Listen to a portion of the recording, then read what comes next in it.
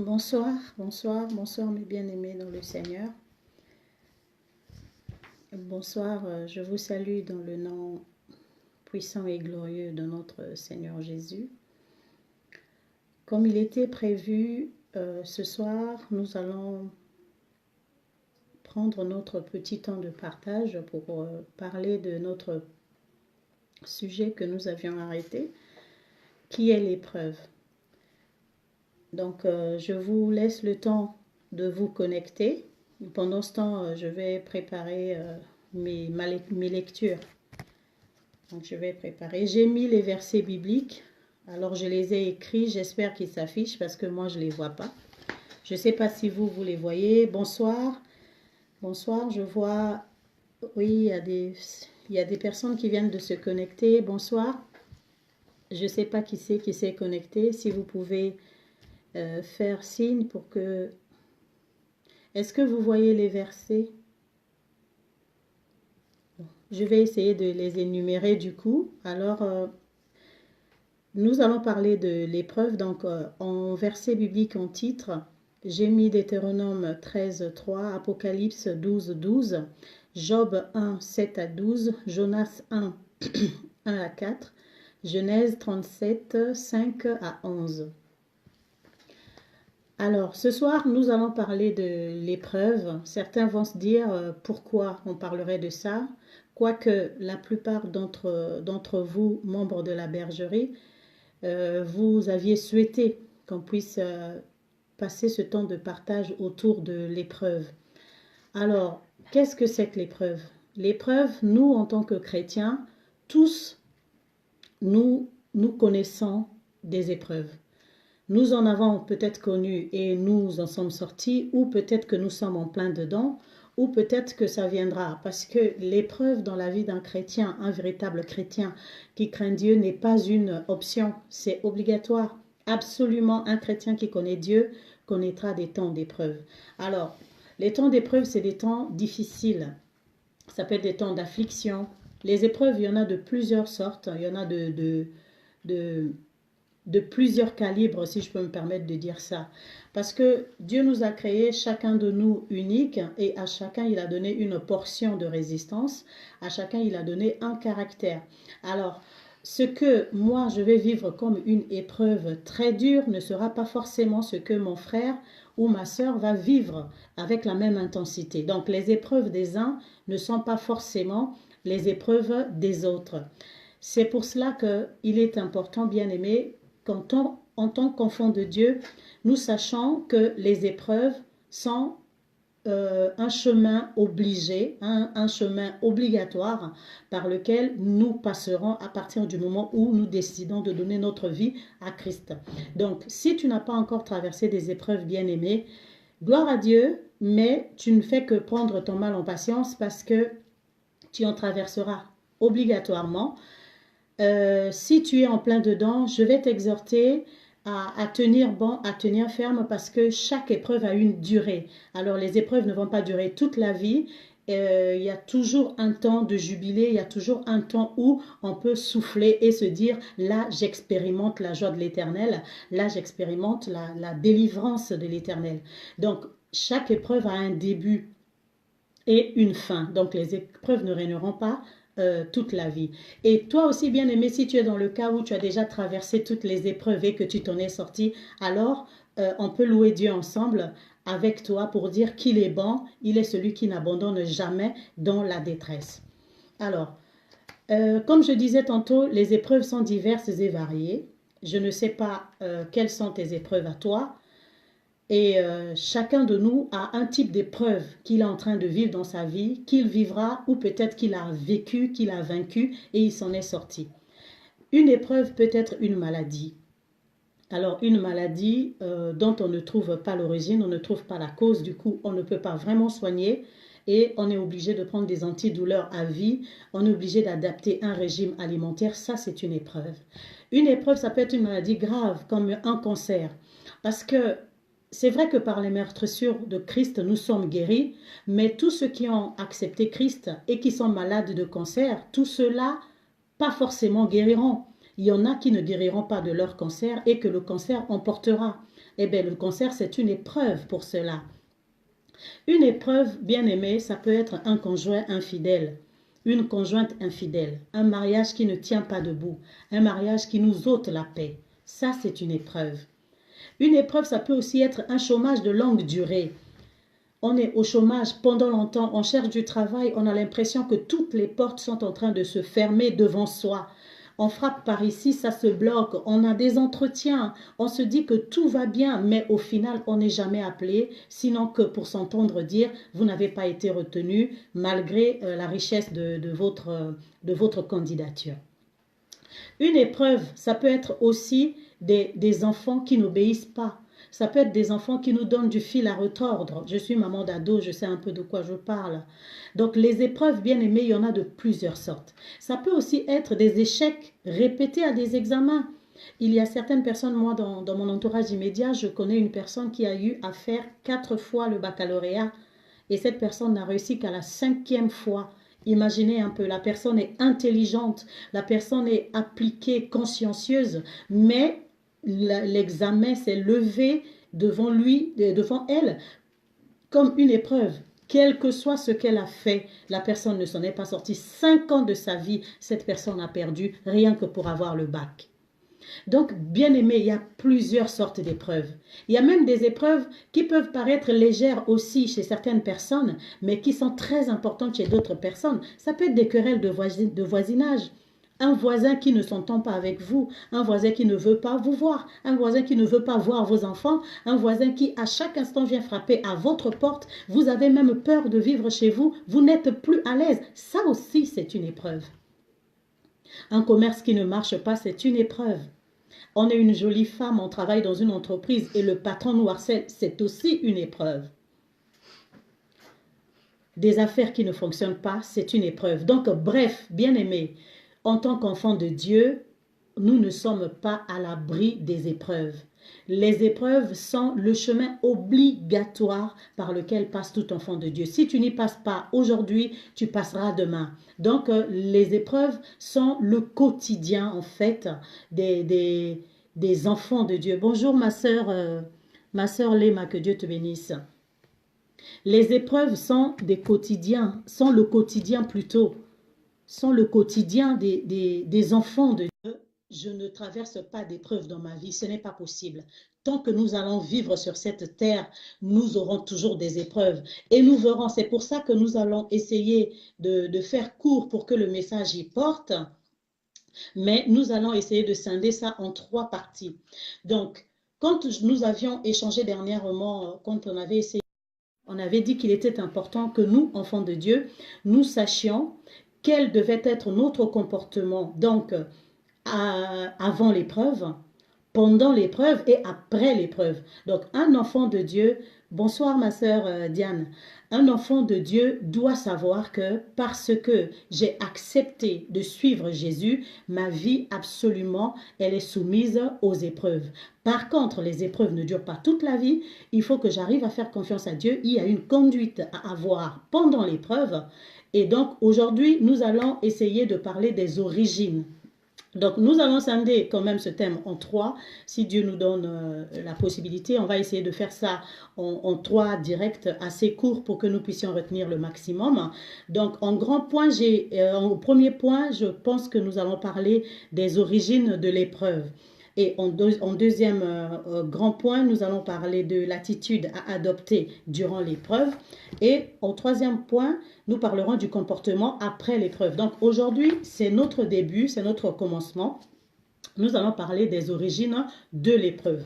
Alors, bien aimé, si tu as un cahier, j'aimerais vraiment que tu puisses noter parce que c'est important. Entre nous, alors quand j'échange avec des frères et des sœurs que j'essaye d'accompagner dans la prière, shalom, shalom maman Adeline, quand j'échange avec les frères et les sœurs que j'accompagne dans la prière, beaucoup se posent des questions. Ils ont parfois des rêves, Dieu leur a fait grâce d'avoir des rêves. Ils rêvent mais ne comprennent pas la signification de ce qu'ils voient dans leurs rêves. Beaucoup se disent ma vie ne marche pas et ils se demandent mais ça vient d'où? Donc il est important pour nous bien-aimés, humblement vraiment, je vous demande de noter ces petits points qui peut-être vont nous permettre d'être éclairés par rapport à notre propre situation, par rapport à notre propre épreuve. Alors, ce direct, il a failli ne pas avoir lieu ce soir parce que moi-même, je suis dans une épreuve que je suis en train de gérer et d'hier à aujourd'hui, c'était assez compliqué. Du coup, je me disais, Éternel Dieu, je vais me présenter devant tes enfants, qu'est-ce que je vais leur dire? Et le Saint-Esprit m'a dit, c'est pas toi qui parle, c'est pas ton savoir que tu vas leur donner, je mettrai les paroles qu'il faut dans ta bouche. Et donc, c'est seulement là, il y a peut-être 2 ou 3 heures que le message s'est structuré dans ma tête et je dis Hosanna et gloire à l'Éternel. Donc, nous avons notre grand point, le point A, l'origine de nos épreuves. En premier point, j'ai parlé de la volonté de Dieu manifestée par la promesse d'un grand destin. Donc, on peut avoir des épreuves dans notre vie parce que Dieu a manifesté la volonté de nous donner un grand destin. C'est-à-dire, dans le plan de Dieu, on est quelqu'un de grand. C'est-à-dire, ce que Dieu a décidé pour nous, c'est un grand avenir. Même si maintenant, nous ne le voyons pas encore, mais c'est tellement grand et que ça, bien aimé, juste ça, c'est-à-dire cette volonté de Dieu de faire de nous une grande personne, va susciter une grande épreuve dans notre vie. Et ça, pour illustrer ça, nous avons le cas de Joseph. Alors, je ne vais pas pouvoir tout lire. Et l'histoire de Joseph, nous allons trouver ça dans le livre de Genèse à partir du chapitre 37. Joseph, nous qui sommes connectés, je pense pour la plupart que nous sommes des chrétiens, nous connaissons la parole de Dieu. Pour ceux qui ne connaissent pas, je vous invite à lire parce que si je me mets en même temps à faire toutes les lectures, ça va être compliqué. Donc Joseph, il est vendu par ses frères. Pourquoi Joseph est vendu? Parce que Joseph, il avait 17 ans. Il était le fils chéri de son père. Il avait déjà des rêves qu'il était en train de faire. Alors, les rêves de Joseph ont suscité la haine de ses frères qui ont décidé de le vendre. Joseph, à 17 ans, il va faire des rêves comme quoi la lune, le soleil et les étoiles se sont prosternés devant lui, enfant de 17 ans. Quand il explique ces rêves-là de façon vraiment innocente, il vient devant son père et devant ses frères, il explique ses rêves, il est lui-même, en fait il est étonné, il ne sait pas ce que ça veut dire, mais les frères, ils comprennent tout de suite ce que ça veut dire, et surtout le père. Surtout le père, parce que le père, c'est un homme de foi, c'est un homme qui sert l'Éternel, il sait quel est le langage que l'Éternel utilise. Et donc le père, il retient ses paroles, il sait déjà que cet enfant est appelé à un grand destin. Mais bien aimé, le grand destin que Dieu avait pour Joseph a valu à Joseph pas mal d'épreuves. Beaucoup d'épreuves. Les frères de Joseph ont décidé de le vendre. Ils ont fait croire à leur père que Joseph était mort, qu'ils ont donné la tunique que leur père avait fabriquée pour Joseph avec tout l'amour de son cœur. Ils ont maculé cette tunique du sang d'un animal et ils ont porté à leur père comme étant la preuve de la mort de Joseph. Mais pourtant Joseph n'était pas mort. Joseph a été vendu en esclavage aux commerçants qui partaient en Égypte. Quand ils sont arrivés en Égypte, ils l'ont vendu à Potiphar. Joseph a souffert. La Bible nous retrace le parcours de Joseph à partir du moment où il a été vendu jusqu'à son arrivée en Égypte. Mais nous avons ça dans des petits versets, dans un court récit. Mais ce que Joseph a vécu en vrai, bien aimé, toi et moi, nous ne pouvons même pas l'imaginer. On ne peut pas l'imaginer parce qu'on ne sait pas comment il a été traité. Peut-être qu'il a été frappé, peut-être qu'il a été affamé, peut-être qu'on lui disait des grossièretés, peut-être qu'on l'insultait. Et encore, lui, il est tout jeune, il est vendu comme esclave, il est en train de partir en esclavage. Il était le fils chéri de son père. Il avait toute la sécurité de son père Joseph. Il avait l'amour de son père. Son père lui faisait des tuniques de choix. Et c'est cet enfant-là, un enfant gâté, un enfant choyé, qui va brutalement être arraché à son cocon familial et vendu en esclavage aux commerçants qui partaient en Égypte. Imaginez un peu, bien-aimé, la détresse de Joseph. Imaginez, bien-aimé, la détresse de Joseph. Il a dû être malheureux. Il a dû avoir peur. Il a dû ne pas savoir, en fait, qu'est-ce que je vais devenir. Il a dû être tremblotant, peureux. Peut-être, on ne peut pas imaginer quelles sont les pensées qui ont pu traverser la tête de Joseph à ce moment-là. Mais bien aimé, pourquoi Joseph a vécu autant de souffrances? Il a vécu autant de souffrances simplement parce qu'il avait un grand destin décidé par Dieu. Donc, bien aimé, toi aussi, tu connais ta relation avec Dieu. Peut-être que tu traverses des combats. Peut-être que tu traverses des épreuves qui n'en finissent pas. Peut-être que pour toi, tout est toujours difficile. Là où les autres réussissent facilement, pour toi, il faut que tu butes toujours. Si c'est ton cas, bien aimé, essaie de voir ta relation avec Dieu. Dieu ne t'a-t-il pas promis quelque chose? N'es-tu pas promu à un grand avenir? Peut-être que les épreuves ou les difficultés que tu es en train de vivre ne sont que, en fait, un écho à la grandeur de ce que tu seras demain. Donc, bien aimé, on retient qu'en point 1, la volonté de grandeur que Dieu a pour notre destinée peut nous valoir des épreuves. En deuxième point, il y a la crainte et l'obéissance à Dieu. Ça aussi, ça peut nous valoir des épreuves. La crainte et l'obéissance à Dieu. La crainte et l'obéissance à Dieu, ça peut valoir beaucoup d'épreuves parce que le diable n'aime pas que les enfants de Dieu obéissent. Et même en dehors du diable, notre propre chair n'aime pas que les enfants de Dieu obéissent. Et lorsque nous voyons ce deuxième point, je peux prendre l'exemple d'Abraham et l'exemple de Job. Alors, ça, vous allez pouvoir lire. C'est toujours dans le livre de Genèse. Et puis, pour l'exemple de Job, on va lire dans Juge chapitre 2, verset 22. On lira aussi dans 2 Corinthiens 2, 9. Et puis pour Abraham, on va repartir dans le livre de Genèse. Bien aimé, Abraham, c'est un homme que Dieu a choisi. Oui, ma soeur Diane dit difficulté sur difficulté. Effectivement, maman, il faut que tu notes peut-être que dans les 6 points que je vais donner de l'origine de nos épreuves, peut-être que tu vas pouvoir identifier ton problème se situe à quel niveau. Parce que si tu connais quelle est l'origine de ton épreuve, alors tu sauras quelle attitude adopter pendant que cette épreuve demeure dans ta vie, afin que ça puisse t'amener jusqu'à la fin de cette épreuve et que tu puisses exalter Dieu à la fin. Or, si tu ne connais pas, eh bien, tu ne sauras pas comment te comporter pendant cette épreuve. Eh bien, l'épreuve peut durer longtemps et puis tu peux avoir comme ça du retard dans la vie.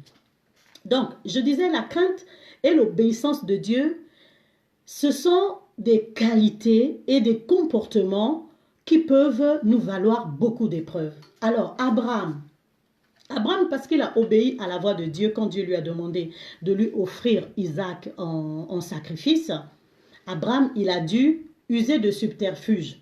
Donc, ne pas dire à Sarah, sa femme, que là, je suis en train, en fait, de partir tuer notre enfant. Il n'a même pas pu dire ça à ses serviteurs. Il est monté tout seul sur la montagne avec l'enfant. Lorsqu'ils arrivent au sommet de la montagne, Isaac, son fils, lui dit, « Papa, Père, je vois le bois, il y aura le feu, mais je ne vois pas où est le chevreau. Qu'est-ce que en fait nous allons offrir en sacrifice? Bien-aimés, mettez-vous à la place d'Abraham. Mettez-vous à la place d'Abraham. La Bible nous dit la réponse d'Abraham, c'est l'Éternel pourvoira. C'est là où nous avons eu le nom de Jéhovah Jireh. L'Éternel pourvoira. Mon frère F. Leader dit il veut abandonner l'alcool. Oui, mon frère, tout ça, c'est question de donner sa vie à Jésus. Et puis, la dose du Saint-Esprit en toi va te faire abandonner l'alcool facilement. Mais bon, ça, on va pouvoir échanger de ça après, après tout ça. Mais la vie d'alcool aussi, c'est une épreuve. Comme je disais tout à l'heure, les épreuves des uns ne sont pas forcément les épreuves des autres. Ce que les autres peuvent trouver facile chez d'autres personnes, ça peut constituer l'épreuve d'une vie. Que Dieu te fortifie, mon frère F. Leader, et que l'Éternel te fasse grâce. Donc, je disais, Abraham a répondu à son fils, l'Éternel pourvoira. Nous, aujourd'hui, tous, nous disons, Jéhovah Jireh, Yahweh Jireh, l'Éternel pourvoira. Mais quand Abraham a dit ça, c'était que par la foi. C'était que la foi. Maintenant, imaginez, bien-aimés, mettez-vous à la place d'Abraham. Tu es un père, c'est-à-dire ton fils est en train de te regarder dans les yeux et toi, tu sais que tu vas lever un couteau sur lui et tu vas l'égorger. quelle épreuve! Quelle épreuve! J'aimerais pas être à la place d'Abraham. Tu es en train de passer ton fils par le feu. Alors que Abraham lui-même, il a rencontré Dieu, c'est quand même le père de la foi, et il sait que la loi de Dieu dit que personne ne passera son fils par l'épée. Abraham, ça, il le sait, hein, parce qu'il a la loi de Dieu dans son cœur. Il sait que personne ne doit passer son fils par le feu, et par l'épée, excusez-moi. Mais Dieu lui demande de faire ça. Donc, même dans son cœur, la chair d'Abraham est en contradiction avec ce que Dieu lui demande de faire. Quelle épreuve!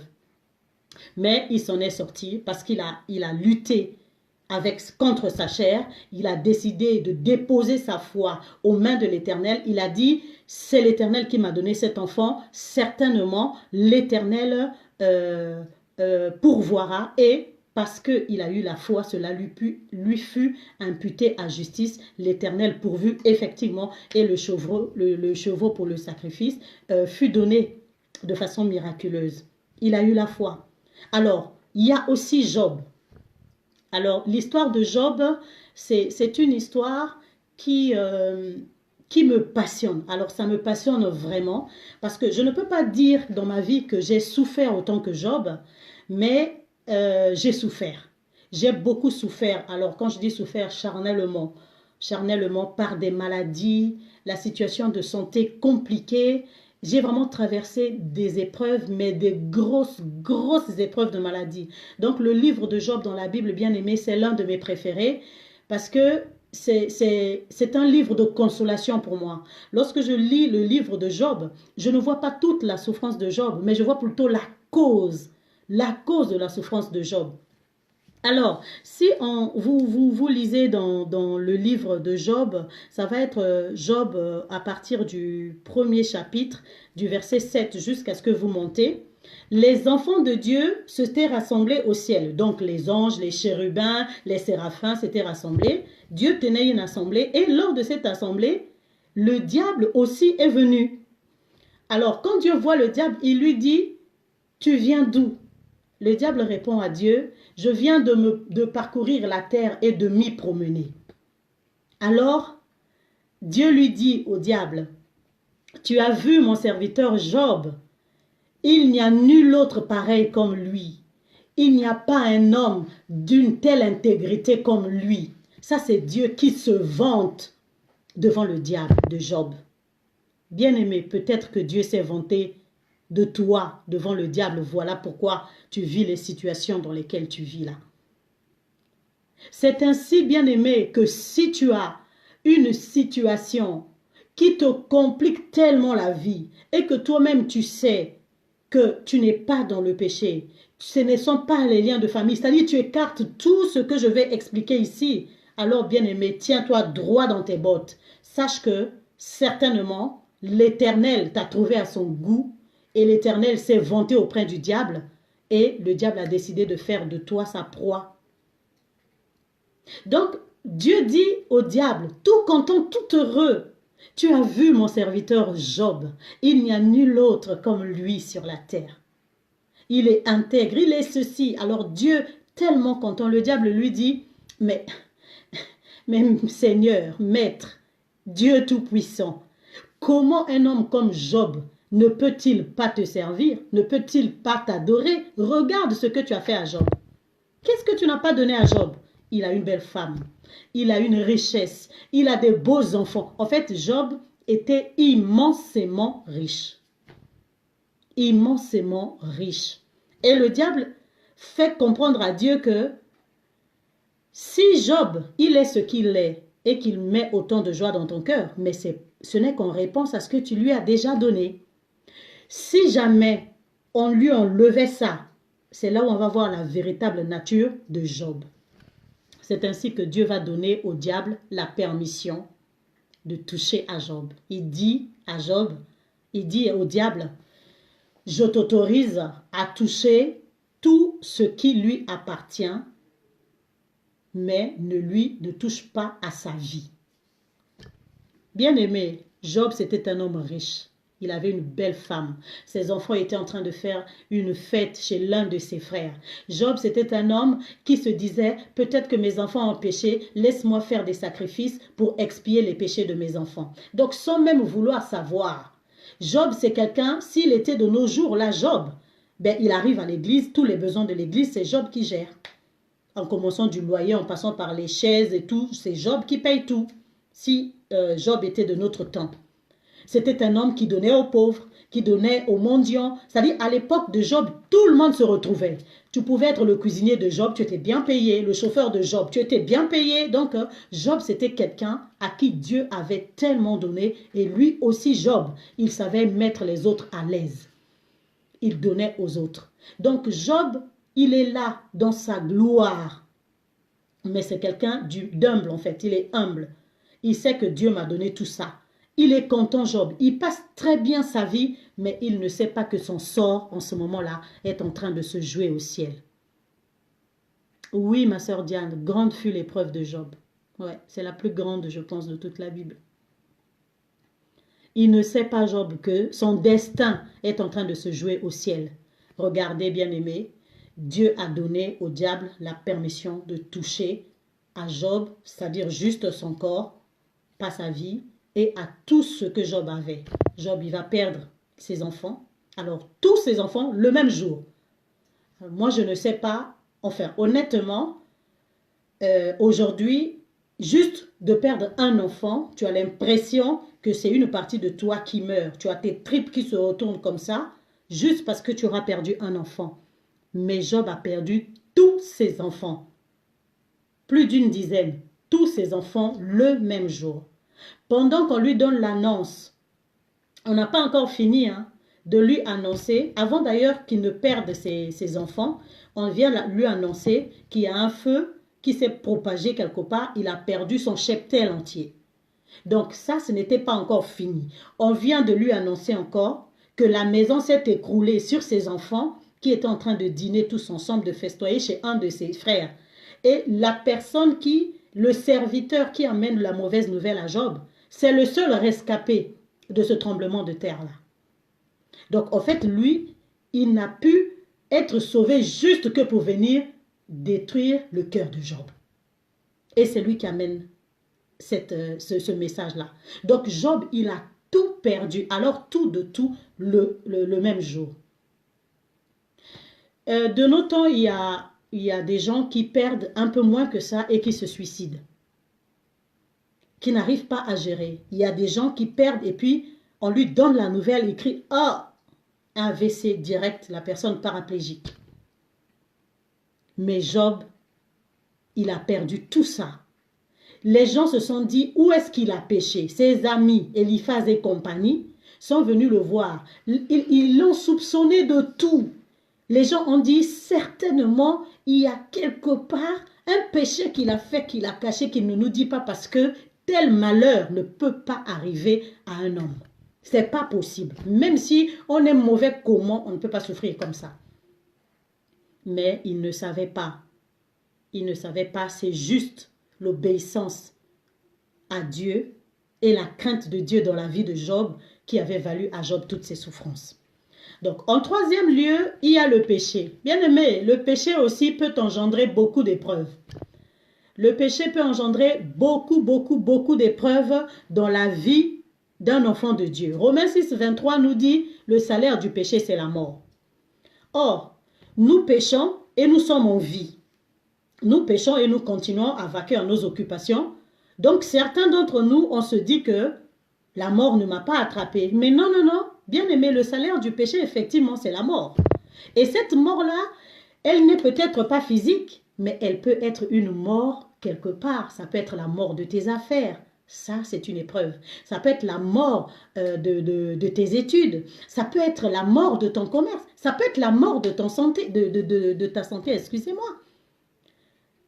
Oui, le péché est aussi une source d'épreuves. Le péché est aussi à l'origine des épreuves. Bonsoir ma soeur, maman bio. Le péché est à l'origine des épreuves. Je prends l'exemple, par exemple, d'une jeune sœur qui va parce qu'elle n'est pas mariée, mais elle va sortir avec un homme. Les relations hors mariage sont interdites par Dieu. Les relations sexuelles ne sont autorisées que dans le cadre du mariage. Donc la sœur, elle n'est pas mariée, elle va sortir avec un homme. Et puis la sœur, elle contracte le sida. Eh bien, ça s'applique pour elle. Hein? Romains 6, 23, le salaire du péché, c'est la mort. Parce que même si le sida ne va pas la tuer peut-être là tout de suite, mais au final, sauf s'il y a la grâce de Dieu, ça finira quand même par la tuer un jour ou l'autre.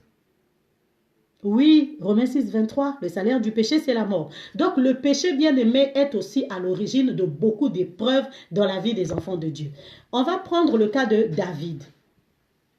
Alors, le cas de David, vous allez lire dans 2 Samuel à partir du 11e chapitre, verset 27, et puis vous prenez le chapitre 12, vous prenez du 9e au 12e verset. C'est comme j'ai dit au début, je ne vais pas lire pour essayer de raccourcir un peu la vidéo, mais les versets, comme je le dis, comme ça, vous pouvez noter et vous pouvez lire. L'histoire de David, c'est quoi? David, au temps où les rois sont en train de partir en guerre, David, il ne va pas en guerre, il est en train de se balader sur le toit de sa maison. Alors, il jette un œil, il voit une femme qui se lave, la femme est fort belle, trop belle. Bathsheba, c'est la femme d'un des soldats de David, d'un des chefs de rang, Uri. David, il aime la femme. Il décide, dans sa tête, il fomente un plan diabolique là, de faire tuer Uri pour prendre la femme d'autrui. Il réalise son plan, il fait tuer Uri en guerre grâce à son général Abner. Et puis après, qu'est-ce que David y fait? Il prend la femme d'Uri, il la met dans sa maison, et puis il met la femme d'Uri enceinte. Quand la femme d'Uri a fini son deuil, David l'a recueillie dans la maison et il l'a mise enceinte, il l'a prise pour femme. Alors, Samuel vient voir David pour lui faire part du fait que l'Éternel n'est pas content. L'Éternel n'est pas content de ce que tu as fait. Et Samuel, quand il voit, bonsoir, je ne sais pas si c'est mon frère ou ma soeur, Mala Presley.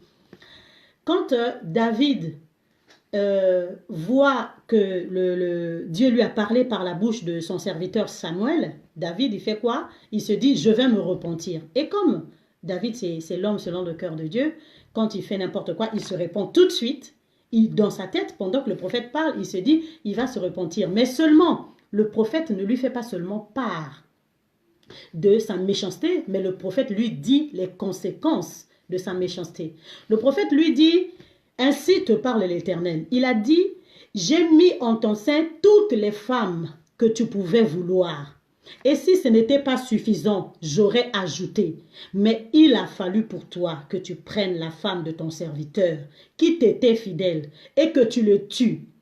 Aussi à cause de ce que tu as fait, voilà tes femmes. Il y aura d'autres personnes qui coucheront avec elles sous le soleil, c'est-à-dire les gens sont en train de voir. La mort va rentrer dans ta maison. Le sang coulera. Donc, Samuel a donné toute une liste de malédictions qui devaient s'abattre dans la famille de David. À cause de quoi? À cause de ce que David avait fait, du péché qu'il avait commis devant la face de Dieu en prenant la femme de Uri. Et puis, bien aimé, regardez l'épreuve qui est arrivée à David par la suite. Le fils qu'il a eu avec Bathsheba est décédé. Il a perdu ce fils-là. Et comme il avait fait rentrer la mort dans sa maison, il y a eu un de ses fils qui est sorti avec une de ses filles, Tamar, donc demi-frère, qui abuse de la demi-sœur et qui la déshonore. Imaginez le cœur d'un père. En ce moment-là, tu fais comment? L'inceste est dans ta maison. Tu gères ça comment? Plus grave encore, Absalom, le fils de David, il va tuer l'autre fils de David qui avait abusé de sa sœur. Donc toi, tu es le père, tu es assis peut-être à table, puisque c'est le roi, avec tout le monde qui l'entoure, il est assis à table, on vient déjà, on lui dit, il demande, mais je ne vois pas ma fille Tamar, pourquoi elle n'est pas à table? Pendant qu'on amène Tamar, Tamar enlève le vêtement que les vierges ont l'habitude de mettre, elle met le vêtement qui donne le message que j'ai été abusée, je ne suis plus vierge. Et puis on donne à David le message. Parce que là, David, en voyant sa fille comme ça, il peut réagir. David, c'est un homme de sang, c'est un homme de guerre, c'est un homme de combat. Il peut se dire, qui a abusé de ma fille? Qui a fait ça? Sans l'épouser, ben cet homme-là, peut-être que je le tuerais. Et peut-être que, pendant que David il s'énerve comme ça, on vient lui souffler à l'oreille, mais en fait, c'est ton fils. C'est ton autre fils, son demi-frère. Imaginez comment David va se rasseoir. Imaginez l'épreuve du cœur d'un père en ce moment-là. Mais ça, c'est pas fini, c'est le début. Quelque temps après, on vient lui dire à David que Absalom, ton fils, a tué ton autre fils. Donc, bien-aimés, mettez-vous un peu à la place de David. Quelle épreuve! Quelle épreuve! C'est-à-dire, en ce moment-là, David doit se dire, tout ça là, parce que je n'ai pas pu contrôler ma culotte. Tout ça là, parce que je n'ai pas pu me contenter de ce que Dieu m'avait donné. J'ai voulu trop et voilà comment je suis en train de payer ça. Parce que, bien aimé, David, c'est peut-être l'homme selon le cœur de Dieu, mais en matière d'éducation familiale, David, c'est un mauvais père. David a totalement raté l'éducation de ses enfants, complètement à côté de la plaque. Pourquoi? Mais parce que la malédiction de Dieu a pesé sur lui et sur sa famille. Et pourquoi cette malédiction-là? Mais à cause du péché de David. Donc, David a péché et à cause de son péché a vécu de grandes épreuves. David a même dû fuir la royauté parce que son fils Absalom était en train de le poursuivre pour ravir la royauté. Il a fait fuir David. Donc le roi a fui. Il est parti se cacher dans les cavernes. L'assaillant, c'est qui? C'est son propre fils. Donc c'est un peu comme dans les gouvernements d'aujourd'hui là. Toi, tu es le président de la République. Et puis on fait un coup d'État là-bas pour renverser le gouvernement. Le cerveau moteur du coup d'État, c'est ton enfant. Ça, c'est des choses que David a vécues. La Bible nous le raconte comme ça, mais si on se met dans la peau de ce qu'ils ont vécu, on comprendra, bien aimé, que c'était de grandes épreuves. Je regarde l'heure, bien aimé. On va finir dans 10 minutes. Après, il y a aussi les liens du sang. En quatrième point, il y a les liens du sang, les liens de la famille qui peuvent aussi être une source d'épreuves. Alors, pour les liens du sang et les liens de la famille, je vais nous inviter donc à lire le chapitre 12 du livre de Genèse et aussi le chapitre 26. Dans le chapitre 12, il faut commencer à partir du 10e verset jusqu'au 20e et dans le chapitre 26, du 7e jusqu'au 10e verset. Je mets ça un peu en corrélation pour vous expliquer que les liens du sang aussi peuvent nous créer des épreuves. C'est-à-dire ce qui était arrivé à ton père. Si ça t'arrive, bien aimé, c'est les liens du sang. Nous avons parfois des filles, des femmes qui entrent dans les foyers, qui sont dans le ménage, pas d'enfants. Stérilité des années et des années. Essayez de chercher dans la vie de cette femme-là. Parfois, sa mère n'a eu qu'elle. Pas de frère, pas de sœur. Parfois aussi, son père, il n'a eu qu'elle. Pas de demi-frère, pas de demi-sœur. C'est-à-dire la stérilité, elle est installée dans cette famille. C'est un lien du sang. C'est un lien de la famille. Vous pouvez voir dans la famille, toi-même bien-aimé, tu as une infirmité par exemple motrice. C'est-à-dire tu es par exemple boiteux, tu boites, tu fais un enfant, ton enfant boite exactement comme toi. C'est une épreuve pour le cœur d'une mère. Parce que toi-même, tu t'es peut-être accepté avec ton infirmité, tu t'es dit, je suis né comme ça, je vais me battre, je vais me lever, c'est pas grave, je vais continuer ma vie. Mais lorsque tu fais ton enfant et que ton enfant commence à marcher et un beau matin, tu vois que son pied, sa jambe se plie et tu vois que ton enfant reproduit exactement le schéma de ta vie, il faut savoir que cette épreuve bien-aimée, elle vient du lien du sang, du lien de la famille. Donc, dans ces deux livres de Genèse, amen, amen, amen, ma sœur Diane. Oui, malédiction ancestrale, oui.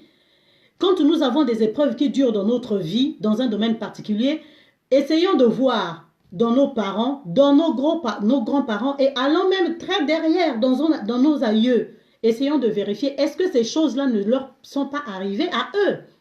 Et si c'est le cas, ben on comprendra que notre malédiction est d'origine familiale. Donc, dans le chapitre 12 de Genèse et dans le chapitre 26, là, il est question de Abraham le père et Isaac le fils, à deux époques complètement différentes. Donc, Abraham, à un moment donné, à Cana, il y a eu une grosse famine. Abraham est sorti de Cana, il a décidé d'aller en Égypte. Quand il arrive en Égypte, comme sa femme Sarah était trop belle, trop belle, il a décidé que si on nous demande qui tu es pour moi, il faut que tu dises que je suis ton frère, que tu es ma soeur. Sinon, à cause de ta beauté là, ils vont me tuer. Oui, ma soeur Irma, oui, même les comportements, effectivement. Les liens du sang, comportement du père, violence, c'est-à-dire votre père là, lui, quand il se bagarrait, c'est tout le quartier qui arrivait pour le séparer. Toi aussi, si tu vois que tu as déjà ça dans le sang, bien aimé, avant que ça ne soit pour toi une épreuve où tu vas aller taper là où on ne tape pas et tu vas aller passer 10 ans en prison pour violence, donc il faut déjà que tu cherches Dieu. Donc, Abraham s'entend avec Sarah pour dire à Sarah que si on te demande qui tu es pour moi, il faut répondre que tu es ma sœur, que je suis ton frère. Sinon, ils vont me tuer ici à cause de ta beauté. Lorsqu'ils arrivent en Égypte, le pharaon voit à Sarah une femme trop belle. Il demande à Abraham dit non, c'est ma sœur. Qu'est-ce que le pharaon il fait? Il prend Sarah, il couche avec Sarah. Et parce qu'il a couché avec Sarah, Dieu a frappé la maison du pharaon de plaies pas possibles. Et le pharaon s'est énervé contre Abraham. Il a chassé Abraham d'Égypte. Il a dit, tu es un menteur. Tu m'as menti et tu m'as mis en danger, moi et ma maison. Pourquoi tu m'as dit que c'était ta sœur au lieu de me dire que c'était ta femme? Ça, c'est dans Genèse 12, bien aimé. Genèse 12, à partir du 10e verset. Mais on va arriver donc à une autre époque. Nous sommes maintenant à Genèse 26. Genèse 26, Isaac. Donc, Isaac, le fils d'Abraham. Il y a une famine aussi dans le pays où il est. Donc, Isaac, il se décide de partir et de fuir la famine. Lorsqu'il s'en va pour fuir la famine, il arrive au pays des Philistins. Il veut continuer sa route. Dieu lui dit, non, reste là au pays de Guérar. Je te bénirai là et j'accomplirai la promesse que j'ai faite à mon serviteur Abraham. Donc, reste là au pays de Guérar. Isaac, il voit sa femme Rebecca. Il dit, toi, tu es trop belle de figure.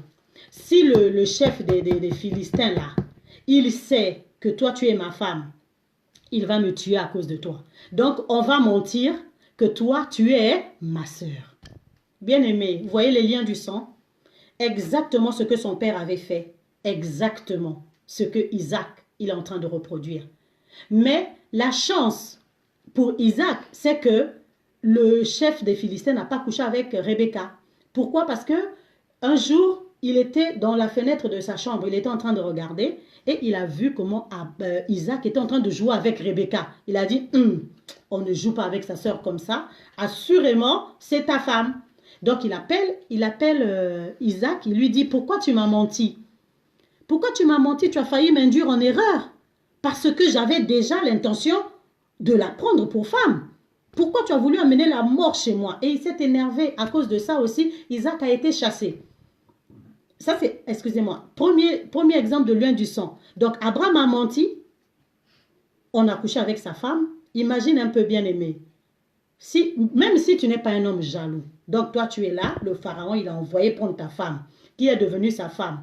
Toi-même, tu sais, au fond de ton cœur, même si tu as acclamé chez tout le monde, que c'est ma soeur, c'est pas ma femme, mais tu sais au fond de ton cœur que c'est ta femme. Donc c'est là où ton cœur réside, c'est le secret de ta joie. Et tu sais qu'en ce moment où tu es là, ma femme, le pharaon est en train de faire des choses avec elle. Bien-aimé, quelle épreuve! Quelle épreuve, bien-aimé! Quelle épreuve pour Abraham! Et identique, donc il a menti et son fils a fait exactement la même chose, les liens du sang. Donc l'épreuve d'Abraham, en étant là pendant que quelqu'un d'autre est en train d'abuser de sa femme, cette épreuve, son fils a failli. Il était à 2 doigts de vivre la même chose. Et ils ont encore vécu la même chose. Parce qu'à l'époque où Abraham était venu en Égypte, Abraham, sur son chemin, il avait creusé des puits. Les Philistins lui avaient ravi ces puits-là. Et des années plus tard, là, dans le trajet d'Isaac, parce que après les Philistins vont le chasser pour dire que tu as failli emmener la mort chez nous, prends ta femme et sortez de chez nous.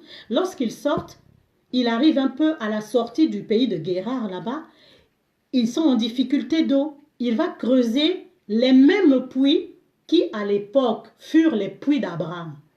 Isaac va recreuser là. Et il va leur donner les mêmes noms que Abraham avait donné à ces puits-là. Et qu'est-ce qui va se passer? Les Philistins vont encore venir, ils vont ravir les puits, ils vont chasser Isaac. Il va encore à un deuxième endroit. Il construit encore des puits. Ses serviteurs trouvent de l'eau. On le chasse encore. Jusqu'à ce qu'à la troisième fois, il va sortir carrément de la ville de Guérar. Il va arriver quelque part. Il va faire un autre puits. Il va trouver de l'eau. Il va appeler ça Rehoboth. Il a dit, assurément l'Éternel est là. Donc, bien aimé, tu peux vivre des épreuves à cause des liens du sang. À cause du lien de la famille, tu peux vivre des épreuves. En cinquième position, il y a l'appel de Dieu non accepté ou méconnu dans notre vie qui peut aussi générer des épreuves. Si tu as l'appel de Dieu, bien-aimé, Dieu t'appelle à faire quelque chose. Si tu n'es pas souple, tu vas croiser des épreuves. Ça va se durcir pour toi. Si tu n'es pas disposé, si tu ne veux pas répondre à l'appel de Dieu, bien-aimé, tu ne t'en sortiras pas. Les épreuves vont se dresser devant toi, c'est-à-dire tu vas avoir Dieu devant toi comme un mur jusqu'à ce que ça va te plier pour que tu acceptes l'appel de Dieu. Donc l'appel de Dieu qui est méconnu dans notre vie, c'est le cinquième point pour dire que ça aussi c'est une source d'épreuve. Et pour ça, on a le cas de Jonas. On a le cas de Jonas. Donc Jonas, vous allez prendre le premier chapitre de Jonas du verset 1 jusqu'à 4. C'est là où Dieu appelle Jonas et lui dit à Jonas, va à Ninive. Jonas, qu'est-ce qu'il fait? Il décide d'aller à Tarsis. Parce que Jonas, il souffre dans son cœur. Il dit à Dieu, toi, tu es seulement comme ça. Là, tu dis que le péché de Ninive est monté jusqu'à toi. Là, tu dis que les gens de Ninive, ils ont mal fait. Il faut que j'aille leur dire de se repentir. Moi, je n'ai pas envie d'aller parce que je te connais. Tu es toujours comme ça. Tu dis que tu es fâché. Mais quand je vais arriver à Ninive là-bas et que je vais leur parler, tu verras que toute ta colère là va descendre et tu vas leur pardonner. Et moi, je ne veux pas en fait faire ce voyage-là pour rien. Bonjour, bonjour mon petit Rolf. Je ne veux pas faire ce voyage-là pour rien. Donc, Jonas, il a l'appel de Dieu. Il sait ce que Dieu lui demande de faire, mais il refuse de le faire. Donc, qu'est-ce qu'il fait? Au lieu d'aller à Ninive, là où Dieu l'a envoyé, Jonas décide d'aller à Tarsis. Mais l'appel de Dieu, bien-aimé, si tu ne l'acceptes pas, ça va te générer des épreuves. Vraiment beaucoup d'épreuves. Et Jonas, il monte dans le bateau pour Tarsis. Eh bien, Dieu souffle un vent dans le bateau. Et c'est compliqué, le bateau, il est prêt à chavirer. Et Jonas sait que ce bateau-là, s'il va chavirer, là, c'est à cause de moi. Amen, amen, amen, ma soeur Léma, il est souverain. Personne ne peut refuser la mission de Dieu. Quand Dieu t'a choisi, bien-aimé, si tu ne le fais pas aujourd'hui, tu le feras demain. Et sache que plus tu tardes pour faire la mission de Dieu, eh bien, ta vie ira de problème en problème. Ta vie ira de complication en complication jusqu'à ce que tu vas te poser. Tu vas dire, Père, me voici, fais de moi ce que tu veux. Donc, Jonas, il se dit, il peut fuir loin de Dieu. Quand vous allez lire le verset 3, dit ça effectivement. Il dit, je vais aller à Tarsis. Comme ça, je vais fuir loin de la face de Dieu. Mais bien aimé, est-ce qu'on peut se cacher? Marichka, bonsoir. Est-ce qu'on peut se cacher de Dieu? Est-ce qu'on peut fuir loin de Dieu? On ne peut pas. On ne peut pas. C'est quand même le Dieu Tout-Puissant, créateur du ciel et de la terre. Personne ne peut fuir loin de lui. Personne ne peut se cacher loin de sa face. Et Jonas, ben, qu'est-ce qu'il fait? Il dit aux gens du navire, parce qu'ils ont commencé à jeter les choses, hein. Ils ont commencé à jeter de la marchandise dans l'eau pour essayer d'alléger le navire, parce qu'ils se disent vraiment que là, c'est mort, le navire, il va chavirer. Mais qu'est-ce qui s'est passé, bien-aimé? Qu'est-ce qui s'est passé, bien-aimé? Il dit, bon, le navire va chavirer, ça ne sert pas. Je suis conscient de ce qui est en train d'arriver. Je sais que le problème de ce navire, c'est moi. Au lieu que vous continuez à jeter de la marchandise, prenez-moi seulement, jetez-moi dans l'eau et vous allez voir. Et quand ils ont pris Jonas, ils ont jeté Jonas dans l'eau, et bien la tempête s'est calmée. Même pas calmée plutôt, la tempête s'est arrêtée. Et bien aimé, Jonas a été avalé par un poisson pendant 3 jours. C'est un autre type de Jésus. Pendant 3 jours, et le poisson est allé vomir Jonas où? À Ninive, là où Dieu l'avait envoyé. Donc, ça aurait été simple pour Jonas d'accepter la mission de Dieu que de voir comment il a souffert. Il est d'abord parti dans une direction opposée. Il s'est retrouvé dans un navire qui était en risque de noyade, de naufrage plutôt. Et Au final, il a passé 3 jours dans le ventre d'un poisson. Alors, je n'imagine pas ce qui a pu se passer. Il n'y a que Dieu pour faire ce genre de choses parce que les boyaux du poisson pouvaient l'écraser dedans là-bas. J'essaie d'imaginer un peu c'était quel genre de poisson pour essayer d'avaler, pour avaler un homme comme Jonas. Donc, c'est peut-être une baleine ou je ne sais pas quoi. Alors, si on rentre dans l'estomac d'une baleine, je pense que l'estomac va faire son travail, va broyer et puis ben, tu vas mourir. Donc, je ne sais pas quelle a été sa pensée pendant qu'il était dans le ventre du poisson. Je me dis peut-être qu'il était en train de se repentir. Il était peut-être en train de prier, Seigneur, pardonne-moi. Là, j'ai vraiment fait le con. Vraiment, pardonne-moi. Je suis disposé maintenant à t'obéir. J'ai fait vraiment n'importe quoi. Je te demande de me pardonner et je vais faire ta mission. Peut-être que c'était sa prière et Dieu l'exauça. On est allé où? On est allé le vomir à Ninive pour qu'il fasse la mission. Donc, bien aimé, retiens qu'en 5e point, l'appel de Dieu dans ta vie, l'appel de Dieu non accepté ou méconnu, ça peut nous générer des épreuves. Et en dernier point sur les origines de ces épreuves, il y a évidemment le but et la raison d'être du diable. Hein, le but et la raison d'être du diable. Apocalypse 12:12 nous dit qu'il est descendu vers la terre avec une grande fureur. Donc, le but du diable, c'est de te nuire, bien-aimé. Et encore, donc, le but du diable est le service de Dieu. Parce que le diable, il ne nuit pas ceux qui lui appartiennent déjà. Il y a des gens qui disent, moi je ne suis ni de Dieu, ni du diable, je suis au centre. Non, bien-aimé, tu ne peux pas être au centre. Tu ne peux pas être au centre. Soit tu es de Dieu, soit tu es du diable, c'est tout. Il n'y a pas de milieu, il n'y en a pas. Dieu même lui-même, il dit, soit tu es chaud, soit tu es froid. Si tu es tiède, je te vomirai. Donc, tu ne peux pas dire, moi, je n'ai pas de croyance, moi, je suis athée et tout, et tout. Même les athées ont une croyance. Lorsque tu viens, là où il y a ton interrupteur, tu viens appuyer sur ton interrupteur pour avoir la lumière. Qu'est-ce qui te dit qu'il y a la lumière? C'est la foi. Ça veut dire que tu crois en quelque chose. Ça veut dire que tu crois, tu te dis que j'appuierai mon interrupteur et puis j'aurai la lumière derrière. C'est que tu crois en quelque chose. Donc, même affaire d'athée, là, bien aimé, il faut mettre ça de côté. Tu vas te dire, non, moi je ne crois pas. Si tu ne crois pas, c'est ton problème. Si tu ne crois pas, c'est ton problème, bien aimé. Mais sache que celui qui ne croira pas sera condamné. Mais celui qui croira sera sauvé. Ça, la Bible le dit clair et net. Donc, le but ultime du diable, c'est de combattre ceux qui sont dans le service de Dieu. Ceux qui disent qu'ils ne croient pas, ils sont déjà pour le diable. Ceux qui marchent leur vie complète dans le péché, qui ne veulent pas abandonner, ils sont aussi pour le diable. Mais ceux qui sont réellement pour le service de Dieu, ceux-là, bien-aimés, ils seront combattus. Donc, si tu n'es pas dans la volonté de Dieu manifestée par ses promesses, si tes épreuves ne viennent pas de la crainte ou de l'obéissance que tu as de Dieu, si tes épreuves ne viennent pas du péché, si tes épreuves ne viennent pas des liens de famille, si tes épreuves ne viennent pas de l'appel de Dieu non accepté dans ta vie, alors tu auras des épreuves simplement parce que le diable est descendu, qu'il est en colère contre toi, et tu auras des épreuves aussi simplement parce que tu es dans le service de Dieu. Donc voilà, bien aimé, ces 6 points que je nous ai donnés aujourd'hui. Alors à toi de faire l'analyse de ta vie.